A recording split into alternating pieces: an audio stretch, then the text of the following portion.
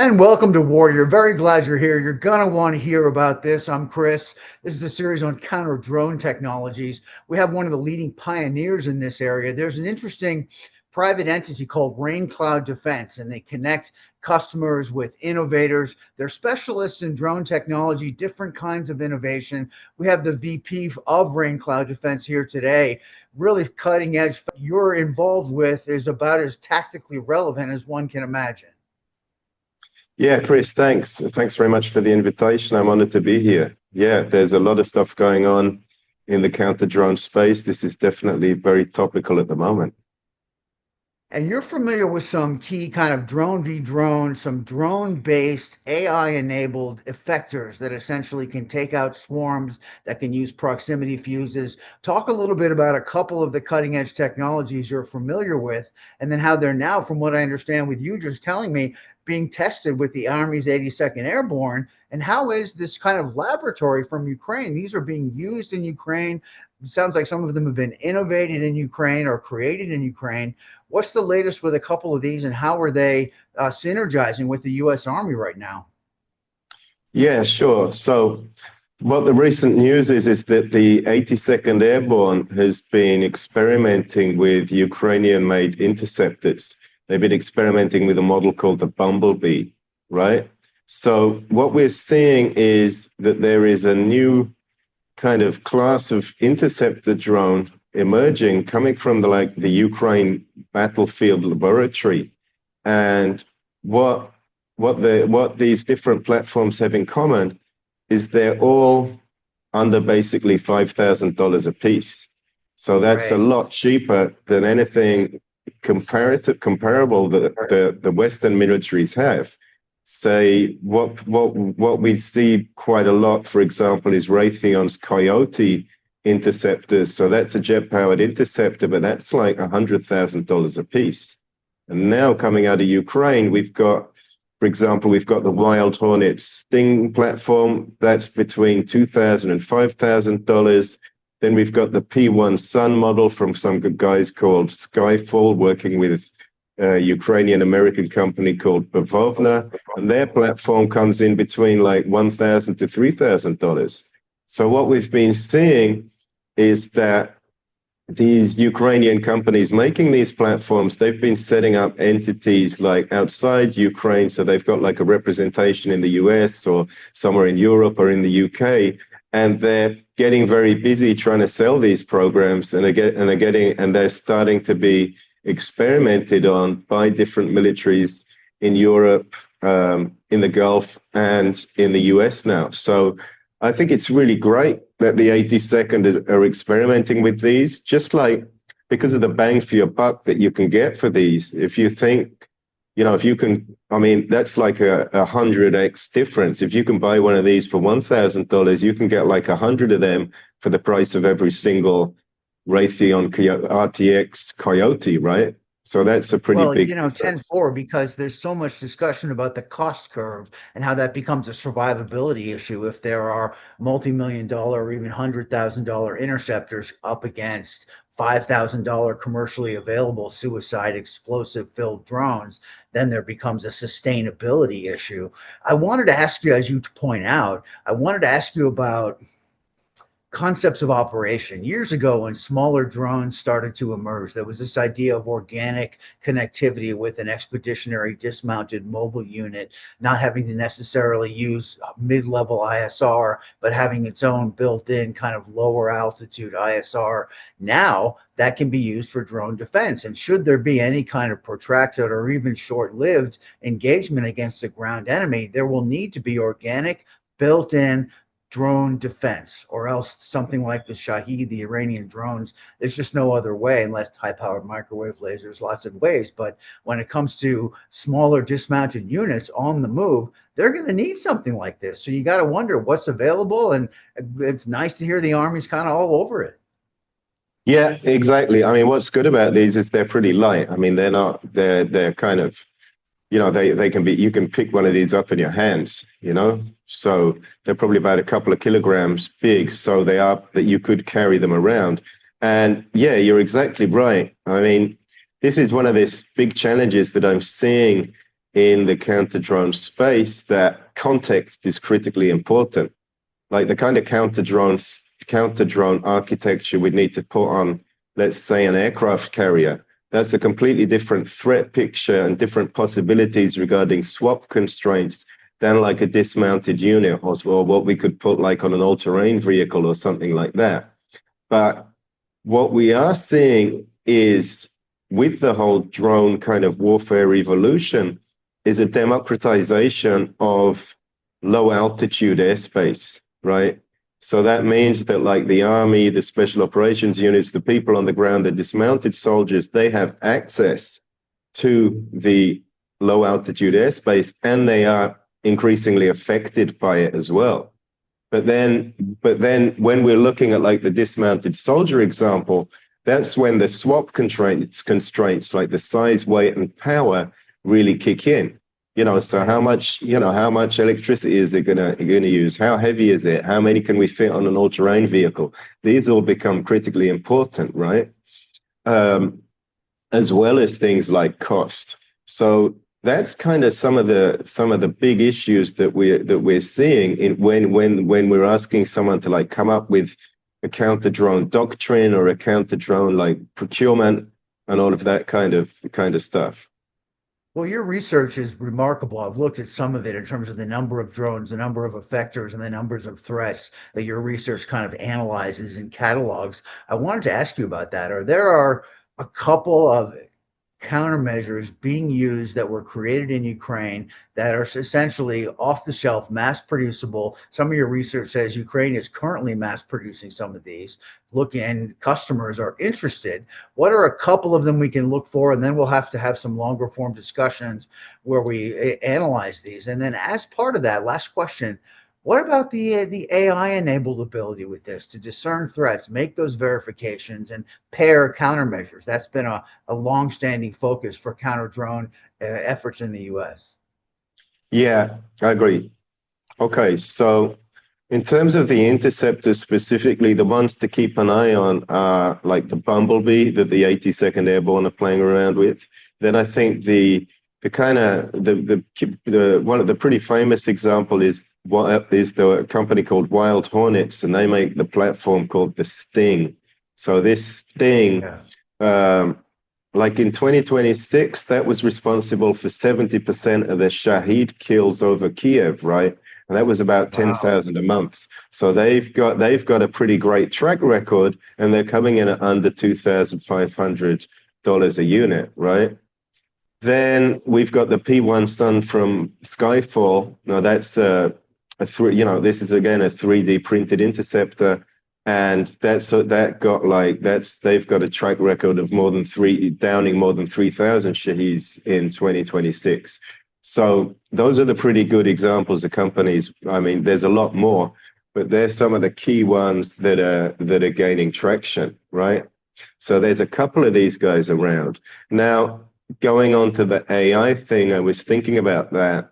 I think the AI stuff's racing ahead, right? So being able to look at visual imagery. So if we look at a video feed, and AI is excellent at telling what those couple of pixels are, like that is actually a Reaper drone or an incoming missile or an incoming SUAS small drone. They can do all that image classification. I mean, remember, that was what the old Project Maven was originally all about, trying to get imagery classification out of satellite imagery or drone feeds, right? What hasn't evolved so well is the kind of basic radar sensing. Like in the old 80s or 90s movies where you got the guy like a sort of, on in some kind of C2 suite, and he's on that screen with the green blips, seeing the kind of aerial threats come towards him. That kind of radar screen with the green blips, that never really evolved, you know? So for example, when the army's going to be flying some drones, they can't let the helicopters fly at the same time because they can't differentiate between what a drone looks like and what a helicopter looks like, right? So that kind of stuff, that whole radar stuff has stayed super rudimentary. And it's not like a criticism. It's just that's the nature of the technology. That stuff hasn't really evolved while the AI has raced ahead. So that means that we got to be careful with how much we rely on radar for this. And it means that we've got to kind of embrace the kind of sensors that AI can work well with. So that can be things like acoustic signals and visual signals. But the holy grail of all of this is hyperspectral fusion, right? So what does that mean? It means that can we get like the feed that's coming from an acoustic sensor array, mix that, fuse that together with what's coming from the visual sensors and with whatever other sensors we've got, let's say like the radar sensors and so on. So what the I mean, that's kind of the mathematical challenge. How can we, it's a sort of coding and mathematics challenge. How can we fuse these different signals, get AI to correlate that really well, and then give us like a compound basic targeting coordinate of where where we need to point the gun or point the interceptor to hit. So what does that Well, mean? you inspired. Go ahead. No, go ahead. So what that means is that is the command and control layer, the software, the command and control software, basically that allows this anti-drone kill chain to work from the sensor, whichever sensor it is, spotting something, to passing that information onto the kinetic interceptor launcher or an automated turret or whatever it's going to be. But it's that layer of like essentially thinking that is super important, right? And then the other thing is that as things are progressing on this and we're seeing people, drones are not using GPS to navigate. They're also not actually being controlled, but making automatic decisions about what building to fly into or what to hit and so on. That's the general trend in the way things are going. So things like jamming or trying to intercept the guy who's controlling a drone, that's kind of on the way out as these things get more autonomous. So that's why these kinds of hyperspectral fusion, being able to spot things really well and being able to react at machine speed are becoming more and more important. So that, to answer your question, that AI layer at the command level is becoming ever more essential as these drones are becoming more and more sophisticated. Well, that's impressive. Gosh, and it leads me to be inspired for one last question, if you don't mind, sir. We could, gosh, I want to do more of this at greater length as well another time. For the last question on this, from your hyperspectral sensor question issue, seems really interesting because from what I understand, there's increasingly collective AI at the point of collection, at the forward edge, so the analytics can be performed, so that you have different types of pools of information from otherwise disaggregated sensors essentially through gateways being pooled, being gathered, being analyzed, and then allocated or streamlined properly to the right effector. So questions are A, it seems like that is happening and you referred to it, and that might be the next step with some of this sensing. And then B, the one thing I also was wondering about infrared. You talked about visual, you talked about EW, and with some of these radar technologies, as you talked about, they're more easily jammed, right? So these other additional kinds of sensors and detection technologies can potentially bring the curve to a new level. So I know it was a couple things together, but your expertise is phenomenal. I'd love to hear you address that, and then we can wrap up. Yeah, that it is. I agree. I mean, this is actually the new possibility that's going on. It's this tactical edge, right? So Right. if we're going to be doing the hyperspectral sensing and we're doing it in, let's say, a contested environment, you can't be basically ringing up the cloud to be processing your data back on like I don't know Right. back in like headquarters. You've got to be able to do that at the edge without any communication that can be jammed. So we need to have a tactical edge network. So it's a hardware question and a software question. So this is all possible. We can set up an edge network with like a I mean, you can get a data center in the size of a piece of carry-on luggage, right? So you can have a sort of a brick with the data processing on it. You can use like the NVIDIA chips in different devices, and a pretty secure kind of mesh communications um, infrastructure to get your things to talk to each other, and then you can process all of these different sensor streams into one thing, get the AI to run it and run that kill chain from the edge without using much power either. So that is all a possibility. But what the challenge is, when we see that, we see these demonstrations, and you've always got like some engineer with a laptop, and you can see the wires are going this way and the wires are going that way. But what the warfighter is asking for is like, where's the green easy button, right? I just want a green button I can press and it works, right? That we haven't quite got to, I don't think. I think we're still seeing this at the demonstration level. You can go to the exercise and there's like an embedded engineer here and there. They can make it work at that demonstration. But when it's kind of like